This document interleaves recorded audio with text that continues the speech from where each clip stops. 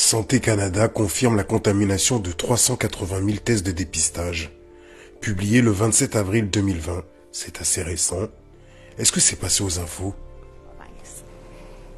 Mais ce qu'on apprend aujourd'hui, c'est que des milliers de dépistages reçus au Nouveau-Brunswick dans les derniers jours sont contaminés et ne peuvent donc pas être utilisés. Nicolas, on parle de tests de dépistage qui s'appellent en fait des écouvillons. Voilà, ce sont des trousses de dépistage, vous l'avez dit, ces écouvillons. Donc c'est une tige de 15 cm de long qui sert à aller chercher les sécrétions dans le nez pour aller chercher les cellules et ainsi faire des tests de la COVID-19.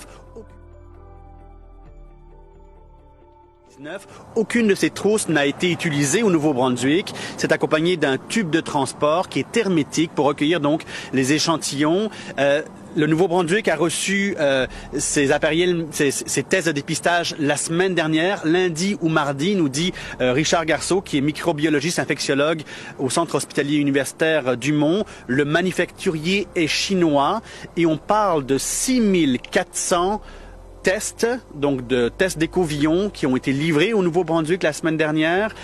320 000 au Canada, selon Richard Garceau, qui sont donc pour l'instant inutilisables. C'est important dans le contexte où ces écouvillons, il y a une pénurie au Canada pour l'instant. Alors on va entendre là-dessus Richard Garceau.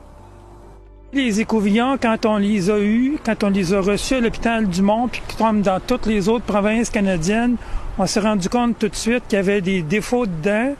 On s'est rendu compte qu'ils étaient contaminés avec des bactéries. Étant donné que les gens qu'on teste pour la COVID, c'est des gens qui sont pas nécessairement en bonne santé, bon, on prend pas de chance avec eux autres, d'où l'idée de les avoir jamais utilisés. Vous l'aurez compris, il semblerait que les tests de Covid-19 ne soient pas 100% fiables.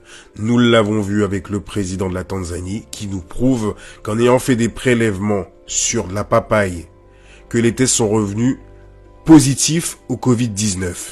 Nous avons vu également ce spécialiste canadien qui nous explique qu'il a reçu un lot de la Chine qui était contaminé. Qui aujourd'hui peut nous garantir que les tests que nous allons effectuer en France seront fiables? Qui peut nous dire aujourd'hui que nous n'allons pas être déclarés positifs au Covid-19 juste pour être vaccinés? Sachant que notre président, le président qui est à la tête de ce pays, est en partenariat avec l'homme qui aujourd'hui élabore des vaccins dans ces 7 laboratoires. 7 vaccins autour du Covid-19.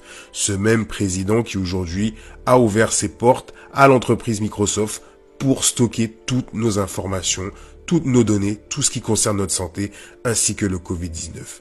Je vous laisse faire votre propre conclusion. Ce premier épisode des Chroniques du Marcus se termine.